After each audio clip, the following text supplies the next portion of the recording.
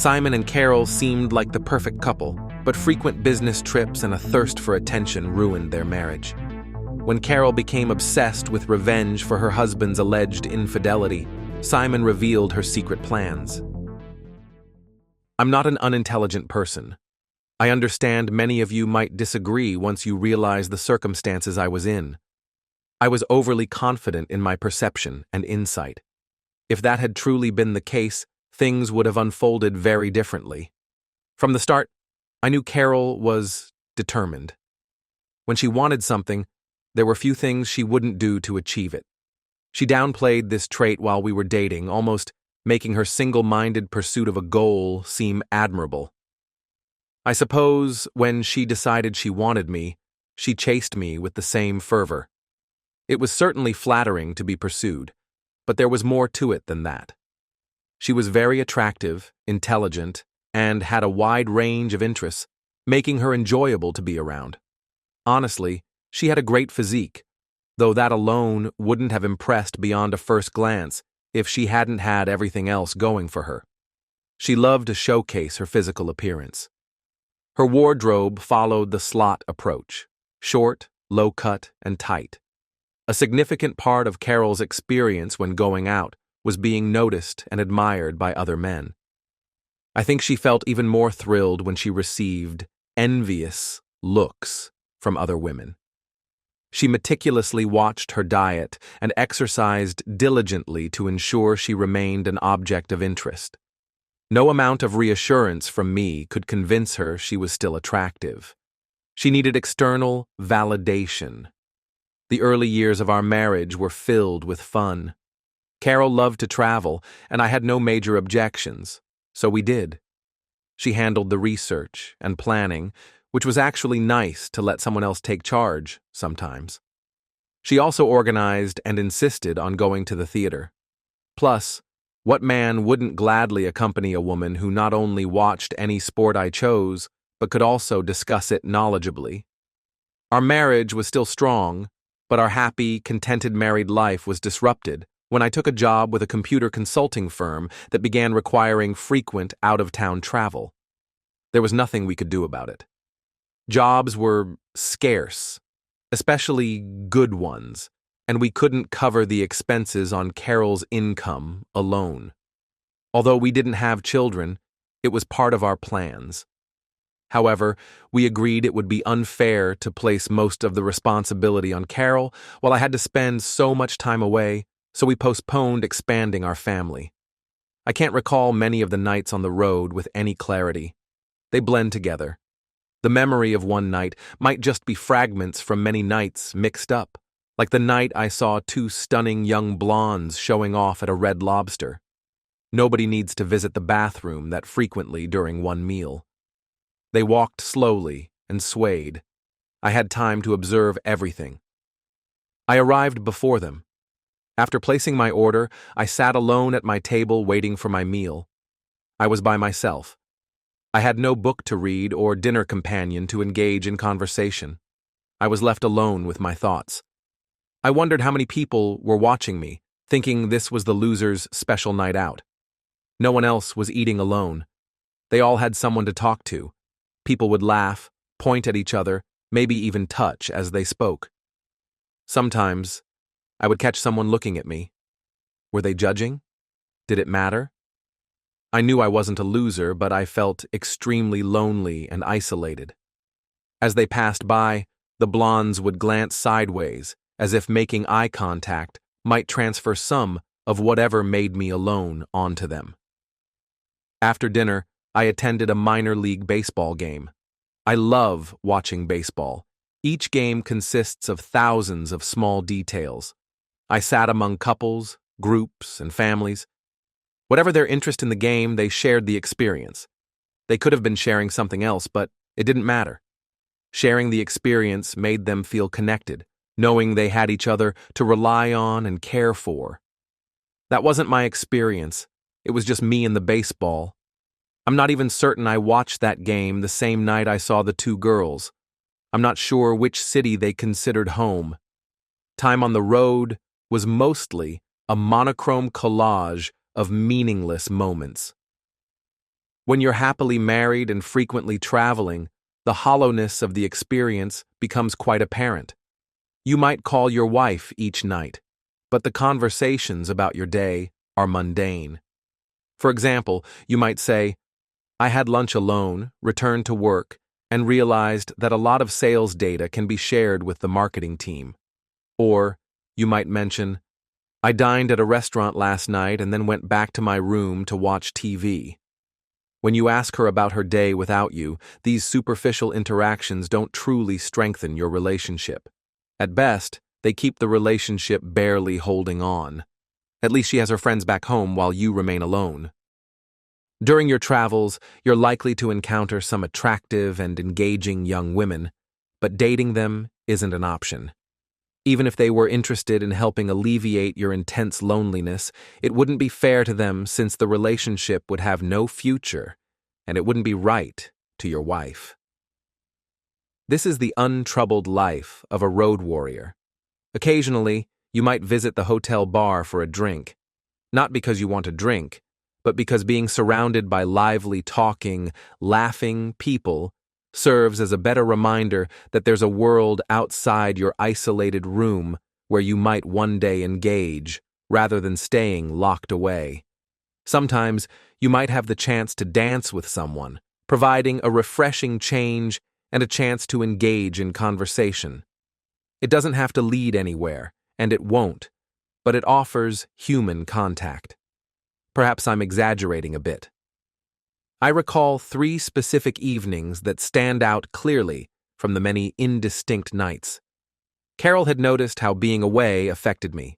Occasionally, she would slip something into my suitcase to lift my spirits, sometimes a candy bar, other times a note reminding me that she missed me too.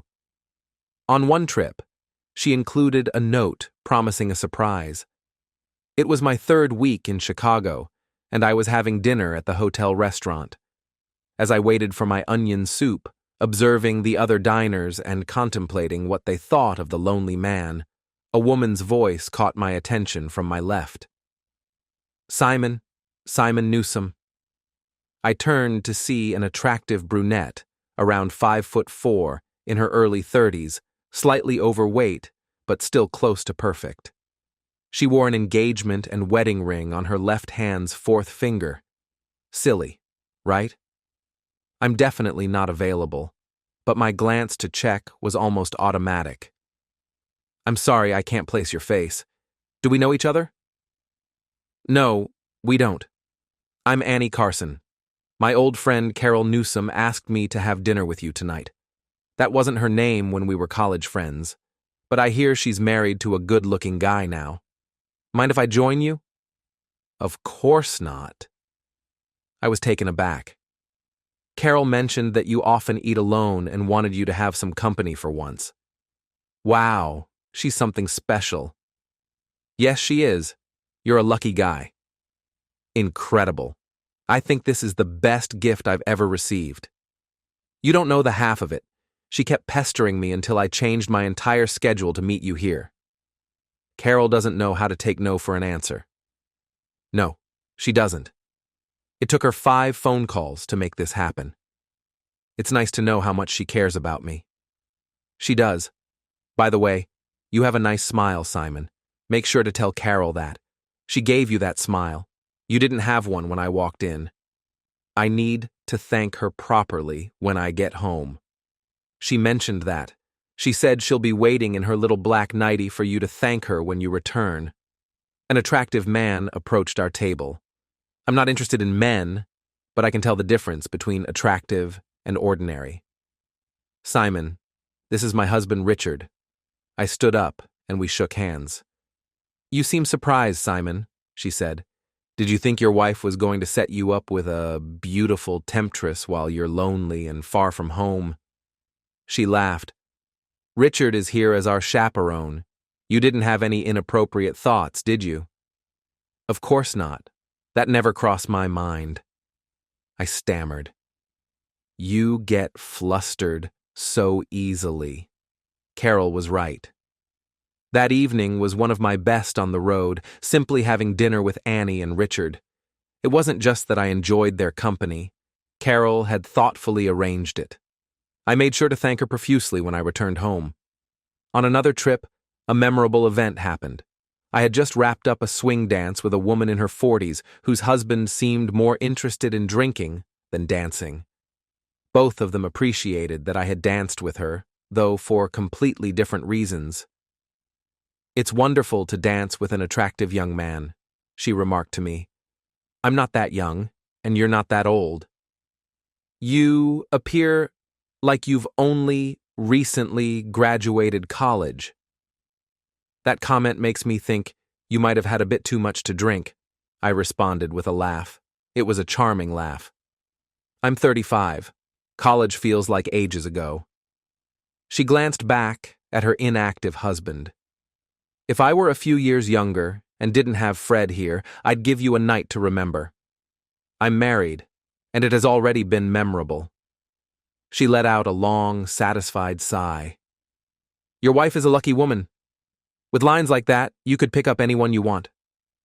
I just want to go home, but you've made my absence easier to bear. Thanks for dancing with me. Maybe Fred feels some of that absence." "I wish," she replied as she reluctantly returned to him. I went back to my drink. I wasn't as handsome as she had implied. I was merely younger and more engaged than Fred.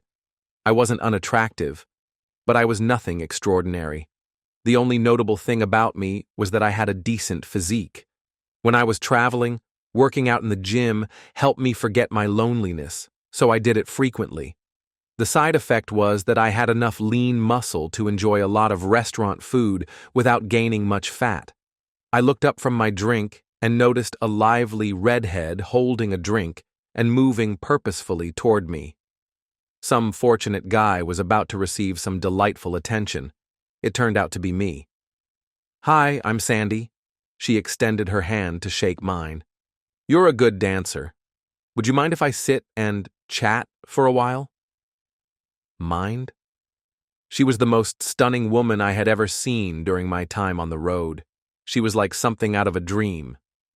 "Sure, if you'd like. It would be my pleasure." That was a significant understatement. I don't go out much, and I thought it would be nice to talk and maybe dance with a handsome young guy.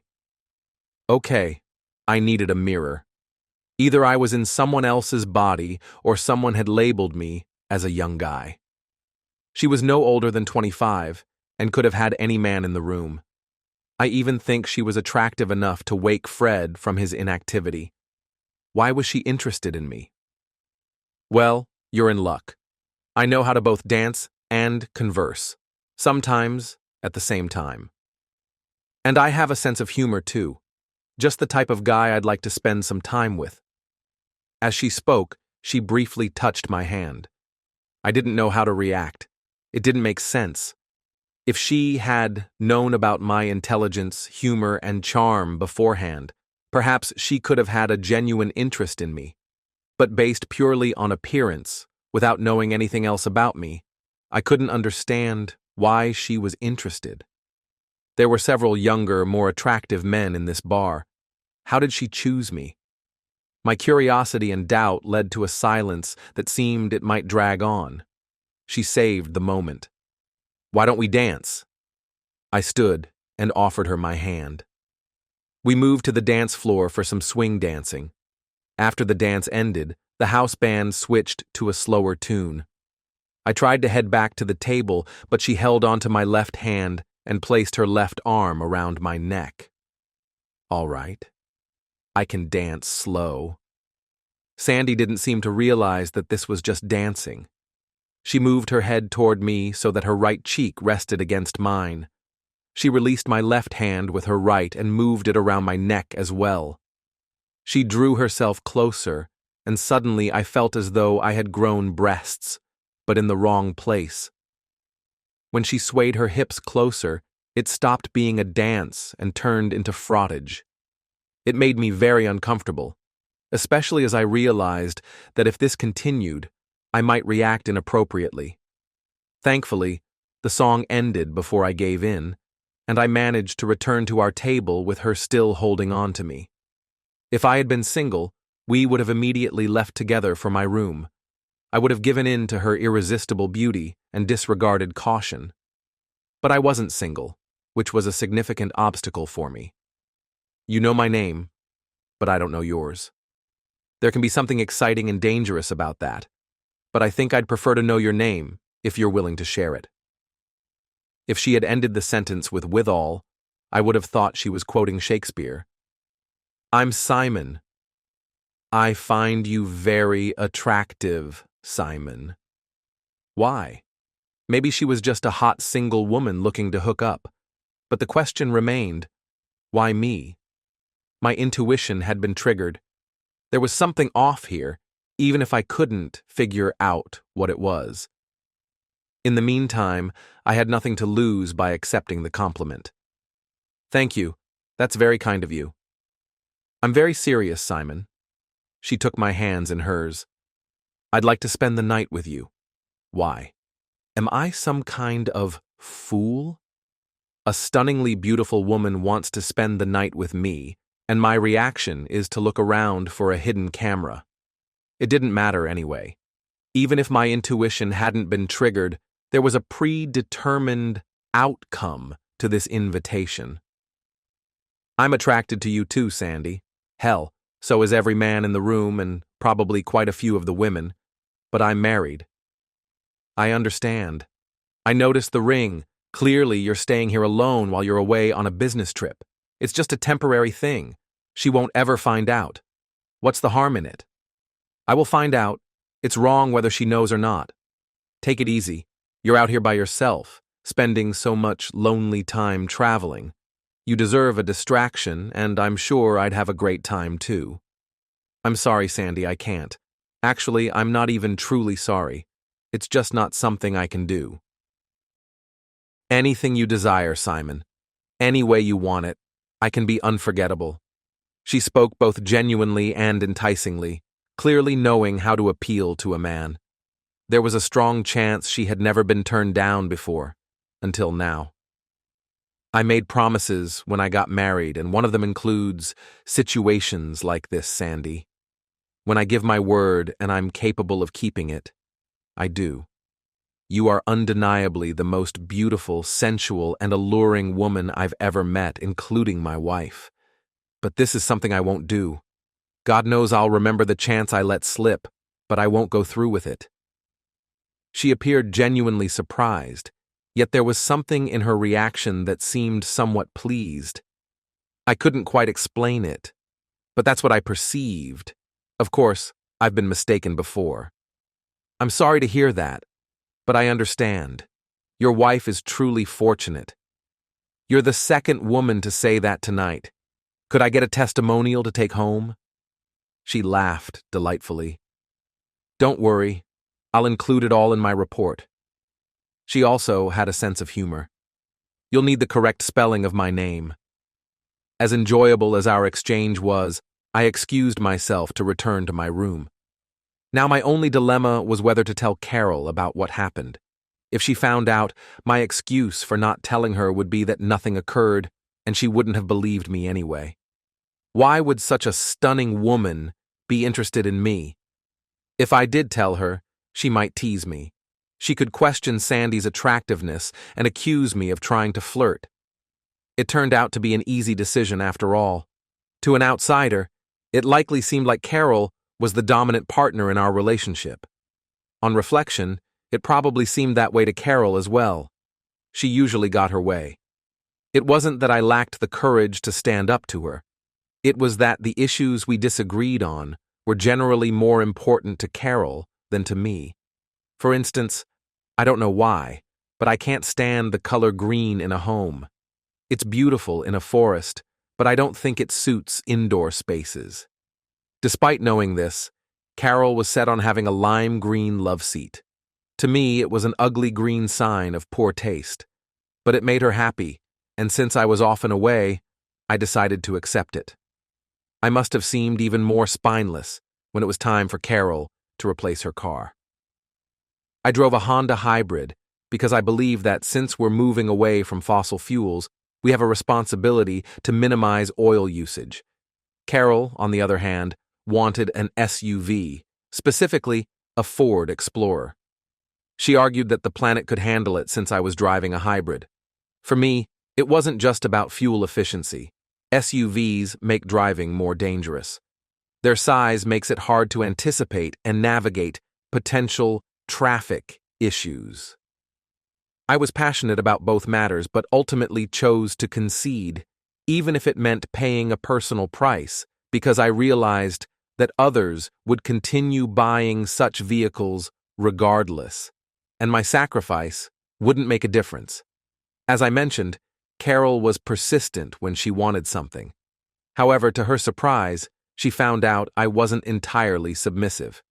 If something was important to me, I could be more than just stubborn. I might even take the initiative. I believe she realized this the day she wanted to buy some expensive lingerie. I told her we couldn't afford it, and she immediately took action. I know how we can afford it. Here we go again. But I was likely to give in and forgo something we needed if she was determined enough to make my life difficult. You can increase your expenses. Below a certain amount, they don't even require receipts. That's stealing. Not really. They expect everyone to slightly inflate their expenses. No, they don't. They expect honesty. Don't be so naive. Everyone does it. I don't. Don't make this hard on me. You always make things difficult. I'm asking for something minor, and you respond with this all-or-nothing honesty. Who are you? Do you realize what you're saying? You don't have to yell, she replied. You think this is yelling? Keep it up, and you'll hear yelling. You're being petty, petulant, abusive, and incredibly selfish.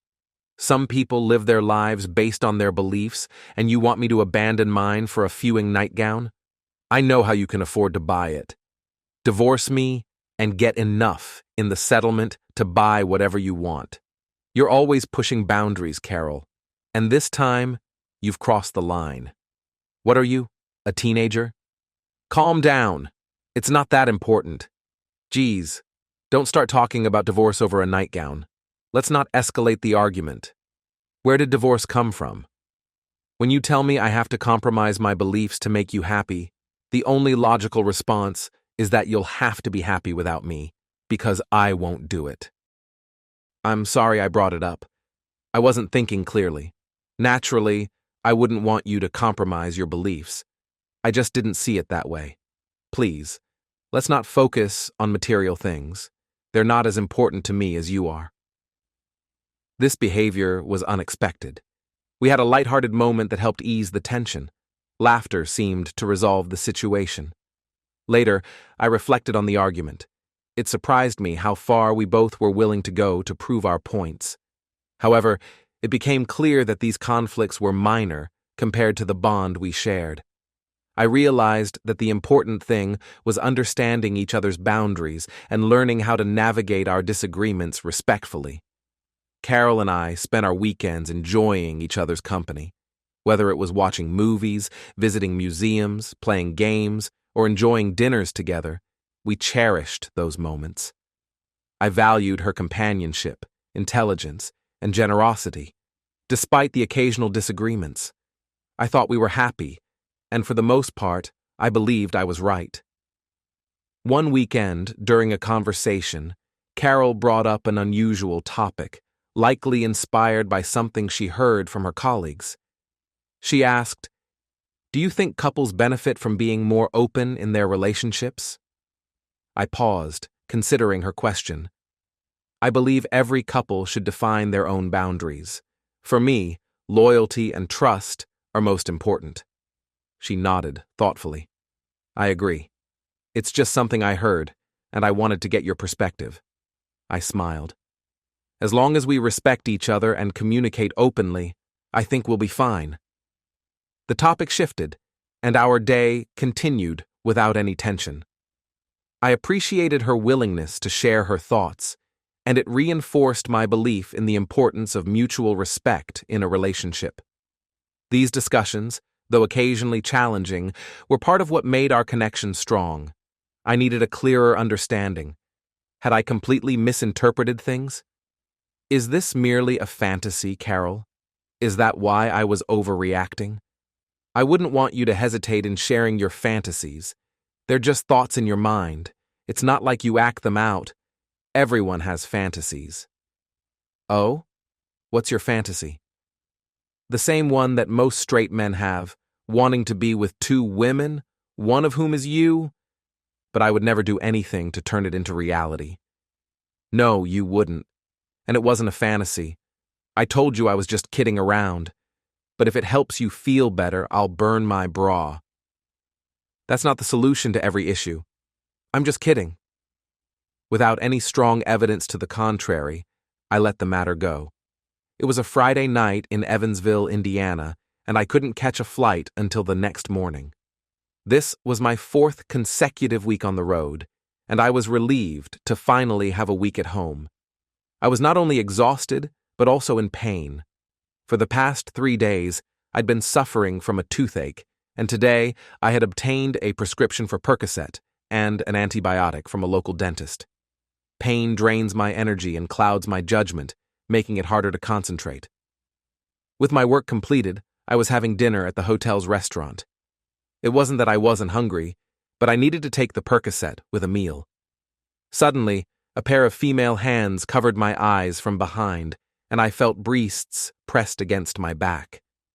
Her soft hair brushed against my neck as she whispered gently in my ear, "Imagine meeting you here, stranger." We weren't strangers. I instantly recognized her voice. "Nicole, what are you doing in Evansville?" That was too simple. She feigned a pout. "I'm here on a work trip. I'm leaving tomorrow. How about you?" "Me too. I've been working here for about 4 weeks now. You know how often I'm sent away." She knew because she was my wife's best friend. "Does Carol know you're here? Did she send you?" "I don't even think she knows I'm out of town." "I'm being rude. Have you eaten? Would you like to join me?" "I'm not sure. I don't want to impose." "You make a good point. Do I really want to miss the chance to dine alone again just because a beautiful woman is bothering me?" She sat down. "You don't always have to be such a smart ass." "Why are you sitting? I haven't decided yet." She signaled the waitress and asked for a menu. This was a delightful surprise. I enjoyed Nicole's company. She was fun to be around. Even if I hadn't liked her, it would have been better than being alone. It turned out to be even better than I expected. Dinner was far surpassed by our engaging conversation.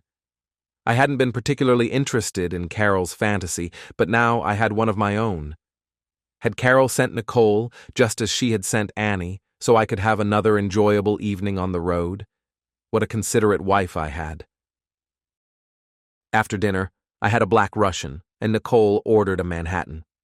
We danced for a while, including some slow dances, but Nicole didn't take the same liberties Sandy had.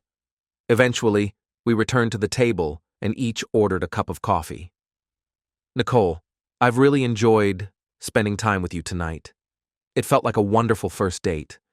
I hope I run into you again while I'm on the road. Even better, I hope I can get off the road. I understand what it's like to be alone on the road, too." "Nah.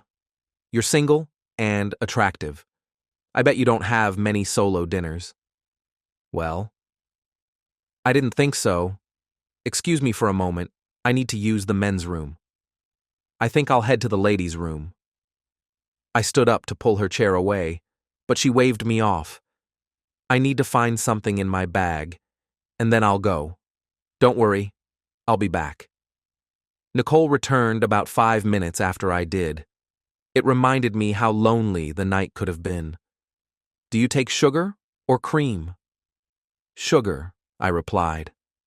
We lingered, sipping our drinks and engaging in conversation for some time. Despite having only had one beverage, I began to feel off. "I'm not feeling too well, Nicole.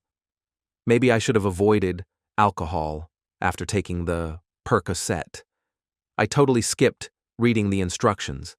I think it's best if I head back to my room. I'm sorry we have to wrap up the evening so soon. I hope you feel better." As I attempted to stand, dizziness overcame me, and I collapsed back into my seat. You should let me help you get back to your room. Usually, I hesitate to accept help, but my legs were unsteady, and I found myself unusually willing. I agreed to her assistance. The elevator's support helped her keep me steady. She took my room key and guided me to my room. I felt odd, not sick, just strange. In fact, I was surprisingly calm. If it weren't for my shaky legs, I might have thought I was simply a bit tipsy. Percocet is a narcotic, after all. Thanks for helping me back to my room. That was really nice. She led me to the bed. Are you okay? You're acting a bit unusual. I'm fine. I must have been, as a wide smile spread across my face that wouldn't fade. Let's dance. I tried to stand, but my legs reminded me how foolish that idea was. Take it easy, she advised. You're so sweet. Such a good friend. You're sweet too. She gave me a kiss on the cheek. Thank you. I wrapped my arms around her in a big hug. It must have been a long one because I later realized I was holding her without remembering when I had started. I think I should put you to bed. You don't look like you're in great shape. No, I can manage. I lifted a leg with my hands, fell off the bed, and began to laugh hysterically for reasons I can't recall now. Of course you can. She joined me on the floor, removing my shoes and socks. I wasn't much help. She struggled to take off my jacket, then hung it on a chair. Returning to help me onto the bed, she removed my tie and shirt, making me laugh again. After hanging them up, she came back to the bed and undid my belt. Unbuttoning my pants and lowering the fly, she pushed me onto my back and wrestled to remove my pants. I couldn't assist. You're trying to seduce me. This also struck me as hilarious, and I laughed until I could barely breathe. She pulled back the sheets and adjusted me until I was ready to be covered. Then she suddenly removed my boxers. Okay, I responded, unsure what she meant by that. I don't like how you look. I'm going to stay here in case you need anything. Okay. I just don't think I should leave you alone. Okay. I heard her moving around as most of the lights went out. After a while, I felt the bed sink slightly. She moved next to me and pulled the covers over us. I'm going to stay here with you and take care of you. Okay. I was in an unusually good mood. Normally, I can't stand not being in complete control, but for some reason, it didn't bother me this time. She cuddled closer, and that's when I noticed, hey, you're not wearing any clothes. I didn't want to wrinkle them. Smart thinking. Just relax and rest. I did. I believe I slept for a while. I woke up to Carol kissing me. I thought I had been away, but I must have been mistaken. Sometimes the days blend together. Carol was especially affectionate tonight. It seems absence truly makes the heart grow fonder and hornier. My goodness, I couldn't remember the last time I felt such desire. I responded to her enthusiasm with surprise, caught off guard by the intensity of the moment. Her actions and words reflected an urgency I couldn't fully understand. She pulled me closer, and for a moment, I felt a strange and unfamiliar connection. But then something stopped me. Wait, Carol, is that you? Her expression changed slightly. No, I'm Nicole. My thoughts raced. What had happened? How had I gotten into this situation? I pulled back, shaken by the realization. This is wrong, I muttered, stepping away. Nicole placed a hand on my shoulder. It's okay, Simon. It just happened. But it wasn't okay. My mind spiraled into confusion and guilt. What had started as an innocent moment had somehow become something entirely different, and I felt overwhelmed by a mix of emotions, regret, shame, and disconnection from my usual sense of self.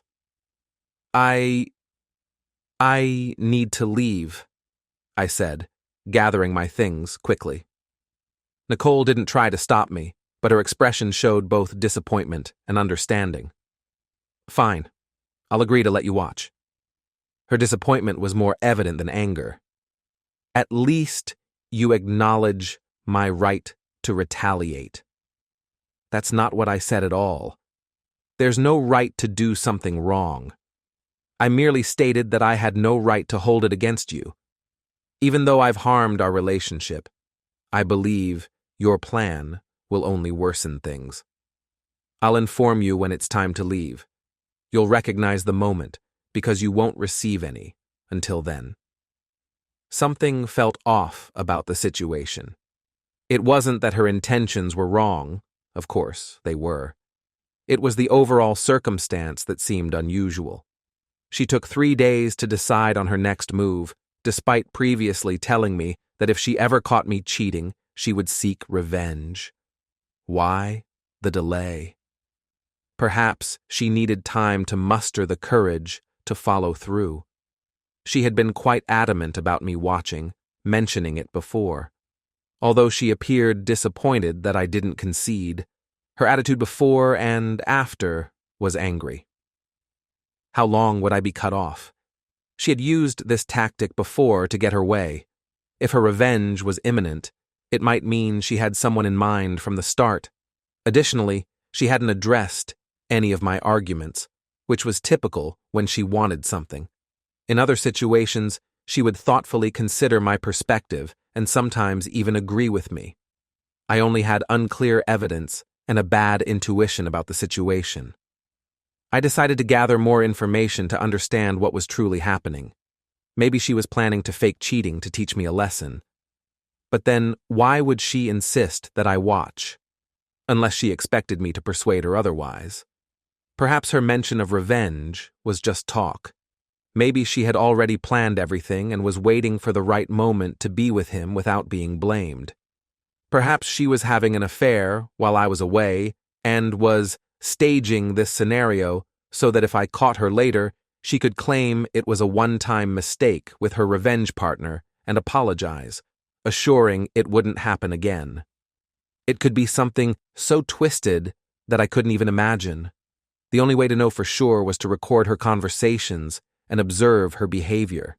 I needed to act quickly, but had no idea when she would make her move. I went to my basement office and searched online for surveillance equipment details and local stores where I could purchase it, avoiding shipping delays. I decided to implement redundancy because the information was too crucial to miss. I planned to install cameras in our bedroom, guest bedroom, and den, the most likely spots for her meetings. While I could have placed cameras in the living and recreation rooms, my goal was to uncover her actions, not create a full-scale spy operation. I arranged the camera feeds to record on a VCR and simultaneously save to a hard drive on my server. The VCRs would only record for 8 hours, but my server had ample storage to capture days of footage. Perhaps I was focusing on this to distract myself from the guilt and fear affecting our marriage. Luckily, I was in town that week, so I took a personal day from work. After Carol left the house, I quickly ran my errands and spent most of the day discreetly installing the cameras and wiring. I handled the splitters and software setup in my office after dinner since Carol was still avoiding me. On Friday afternoon, Carol called the office, telling me not to come home for dinner and to spend the night elsewhere. She said she'd call me when it was okay to return. I didn't need to take any action.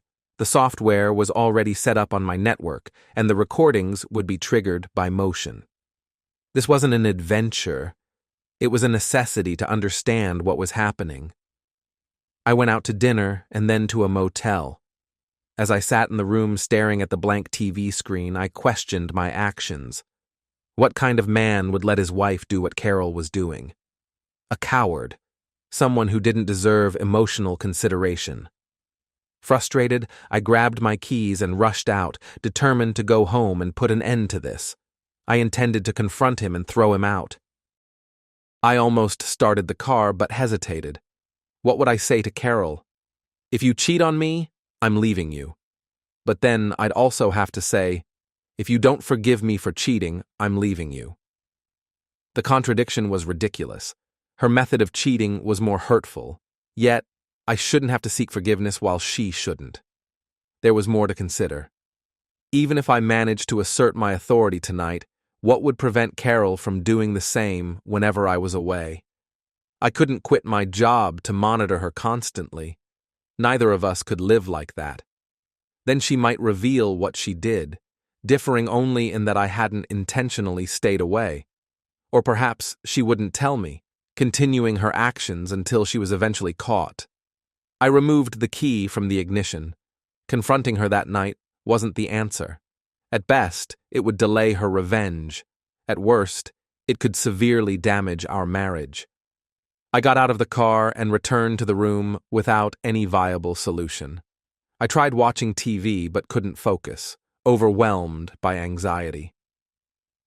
By 10 o'clock, I fell into an uneasy sleep.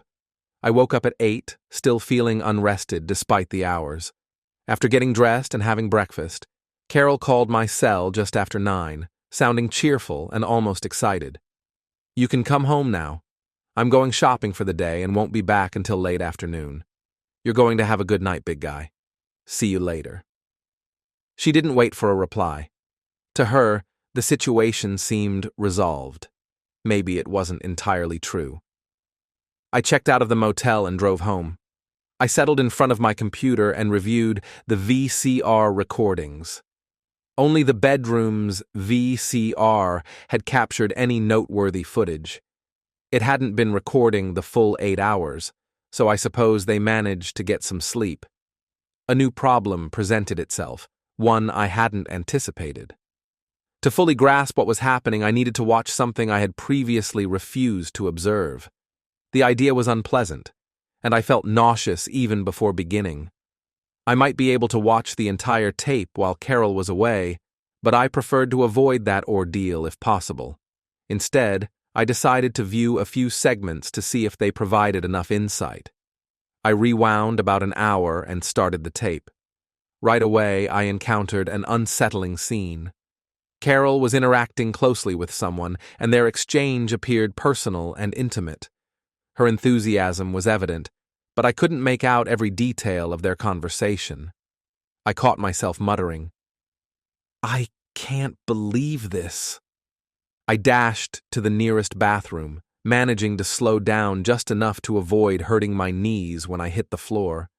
I emptied my breakfast into the toilet, cleaned up, and then lay on the floor for a while until the nausea subsided. Many men recount finding themselves deeply unsettled in similar situations. For me, it was no different. It was difficult to process. I made my way back to my office. Could I continue watching? Had I recovered enough to endure it? Upon entering the office, I saw Carol walking towards the bed from the bathroom area. She seemed relaxed and in good spirits. She sat on the bed and picked up the phone. Was this when she called me? "Hi," she said. Who was she speaking to? "It was great." Damn. I hadn't thought to record the call. I could only guess what was being said on the other end. Number. It was exactly what I expected. The only way it could have been better is if Simon had been there, watching. I really didn't think I could get him to agree to that. What did she mean by that?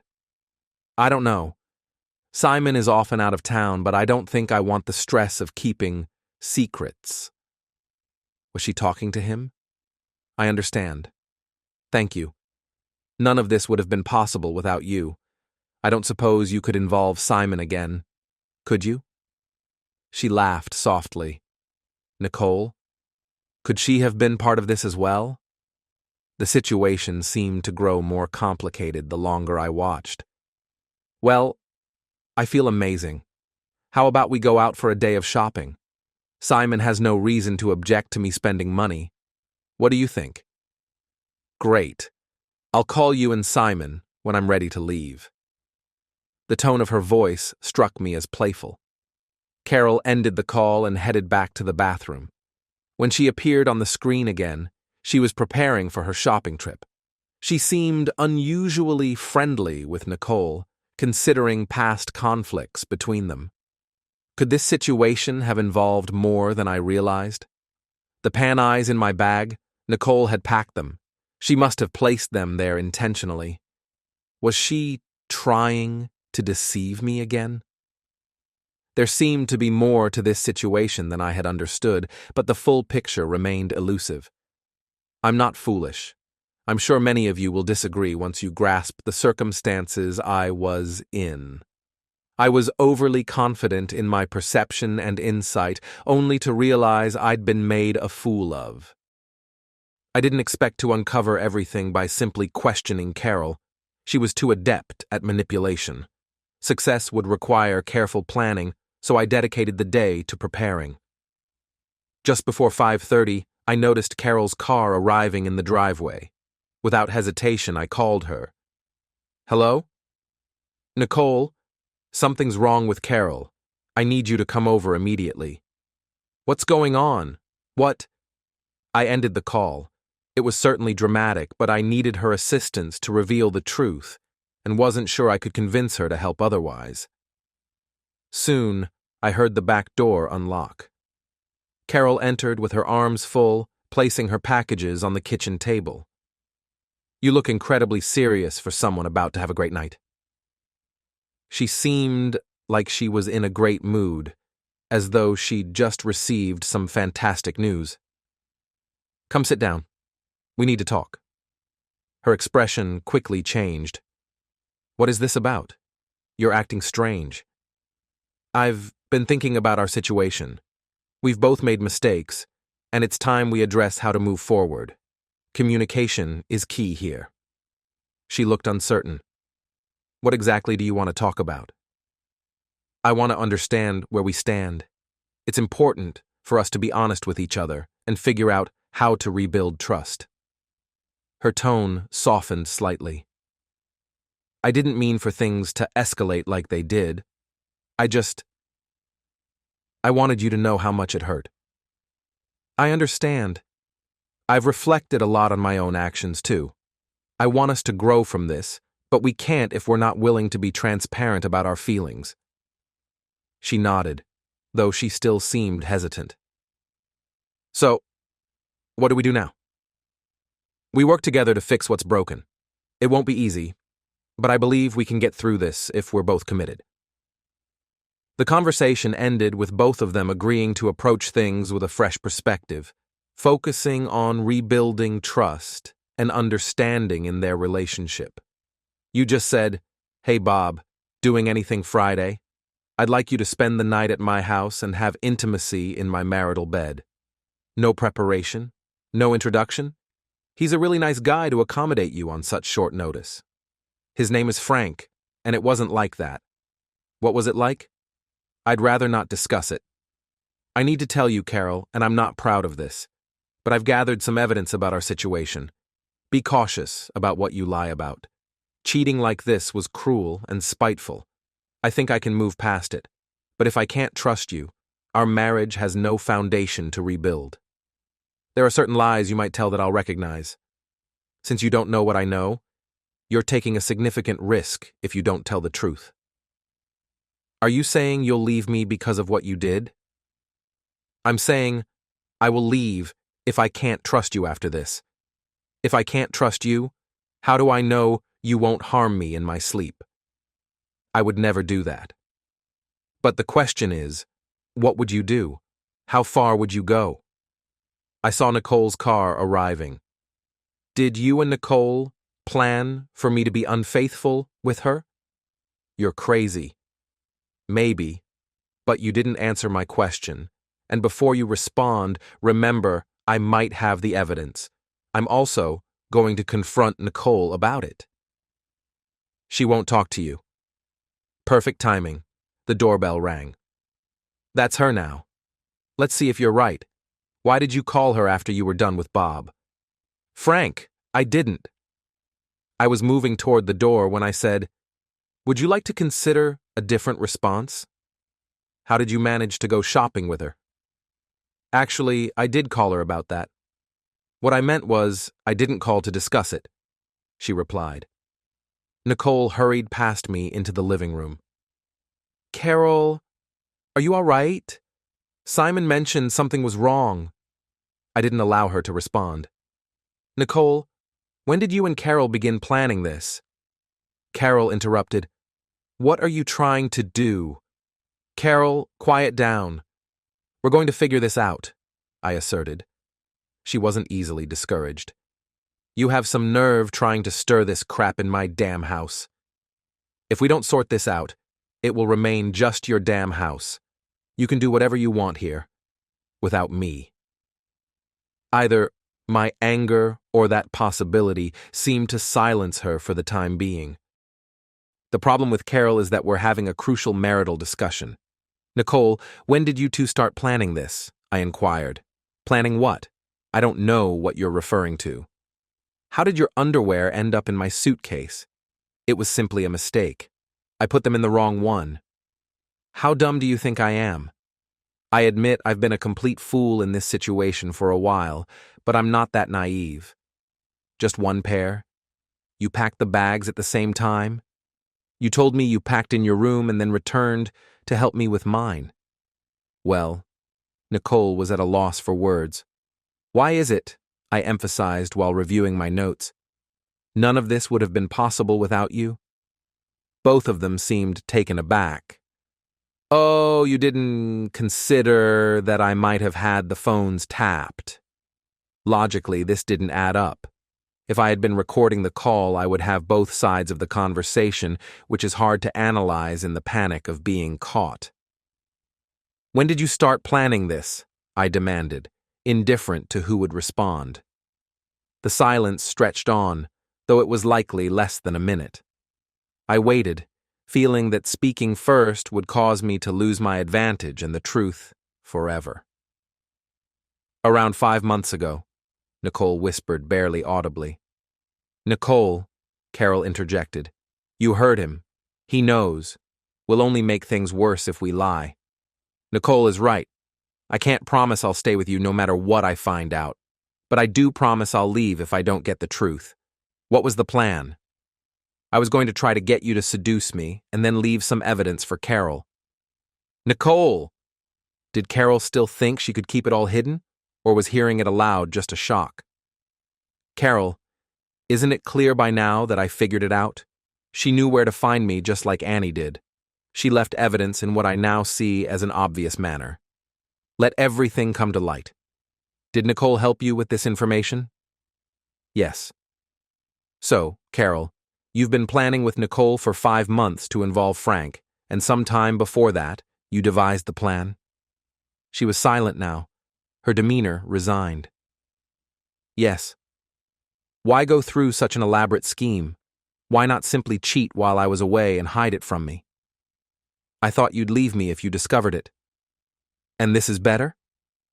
I didn't think you'd find out. Why did you do it?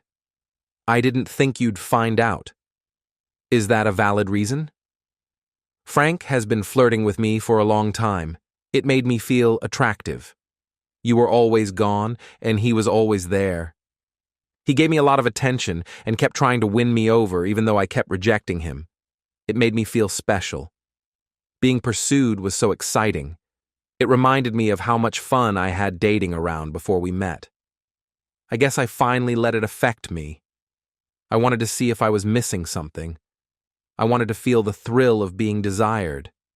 It wasn't anything you did. I just got caught up in the excitement. It was stupid. You could have just secretly cheated on Carol. It would have been a terrible thing to do, but at least you could have avoided hurting me. I didn't think you'd find out. So you betrayed me by cheating with Frank and by making me believe it was all my fault? It sounds awful when you put it that way. How can we put it more nicely? She shrugged and raised her eyebrows. So you betrayed me twice? Yes. I'm sorry, honey. That's not all, is it? What do you mean? Carol asked. Those 2 betrayals are pretty hard to accept, but maybe I can move past them. But that's not the entire story, is it, Nicole? She shrugged and shook her head. Did I upset you, Nicole? Absolutely, don't you recall? She replied with certainty. No, I don't. That's why I'm asking. I wasn't feeling well that night, and my memory is hazy. Did something happen? It might have been the medication, Nicole said. That's not very reassuring. What else could it be? What are you implying? Nicole questioned. Is that what Carol meant when she said, I don't suppose you could get Simon again? What does that mean? Carol gasped audibly, and Nicole looked down, clearly distressed. I gave you something to relax, she admitted. Why? Carol had concerns and thought this would be a way to test you. I didn't want to go along with it at first, but she convinced me. Who suggested this plan? There was an exchange of glances. Carol stayed silent, but looked uncomfortable. I regret it deeply, Nicole said quietly. I didn't realize how wrong it was until later. I'm so sorry, Simon. Carol? I didn't think it through properly. It was a bad decision, and I'm sorry. That's not enough, I said firmly. You've betrayed my trust in the worst way possible. I'll do anything to make it right, Carol pleaded. Please don't leave me. You prioritized your schemes over me. I'm moving out. My lawyer will contact you. Carol started crying, but I felt resolute. She had crossed a line that couldn't be uncrossed. As I left, I reflected on the urge for revenge. At first, it seemed satisfying to imagine exposing her actions. But as I considered the implications, I realized it wouldn't bring me peace. Inflicting pain wouldn't undo what happened, and I didn't want to lose my sense of integrity by pursuing such a path. Instead, I decided to focus on rebuilding my life. Some wounds take time to heal, but I knew that holding on to anger would only hold me back. I believe I had effectively managed to sound threatening. I genuinely felt intimidating. I wished he would remain uneasy for a considerable period. However, it was irrelevant. I had spoken the truth. The next person might end his life without hesitation. This made me feel better. Such revenge did not degrade me. I forgave Nicole. She had consistently shown genuine remorse since that morning in my hotel room. We even became friends. Carol kept calling, but it took 2 months before I decided to answer her. Carol, I'm not really interested in discussing much. I just wanted to let you know that I've chosen to forgive you. I can't say if you deserve it, but you can relieve yourself of any guilt. Does that mean there's a chance we could reunite? I forgive you, Carol. However, I don't think I can forget. I can't see myself ever trusting you again. I'll never give you any reason to doubt me in the future. I don't need any new reasons. Please, I can't do it. Goodbye. I hung up without waiting for a response. I hadn't spoken with any ill intent. I still had feelings for her. I just wasn't willing to jeopardize my peace of mind because of her. I had spent a significant portion of my life with her. Most of it was wonderful. I genuinely hoped she would be happy, but it didn't concern me. If I never heard anything about her life again, I would be okay. I spoke with Carol one last time. I didn't recognize the number she was calling from. Hello, Simon. Carol, there's nothing for us to discuss. Just give me a moment and listen to me. That's all I ask. I've been reflecting a lot on my behavior, especially after you told me you forgave me. I couldn't find a single word to properly express how badly I acted. Not only was I willing to risk our entire relationship over something insignificant, but I also tried to make you feel ashamed about it. I have no idea how I could have done that, and I'm truly sorry. I'm not asking you to take me back. You wouldn't after how I behaved. The things I did would be shameful if I did them to a stranger. The fact that I did them to someone I love, even worse, someone who loved me, fills me with disgust. I know it doesn't compensate for my actions, but I needed to offer a sincere apology. I understand now how empty and worthless my apologies were back then. I hope this means something to you. After about 10 to 15 seconds, I realized she had finished. She not only said the right things, but also sounded genuine. I hadn't noticed before, but I think I needed to hear them.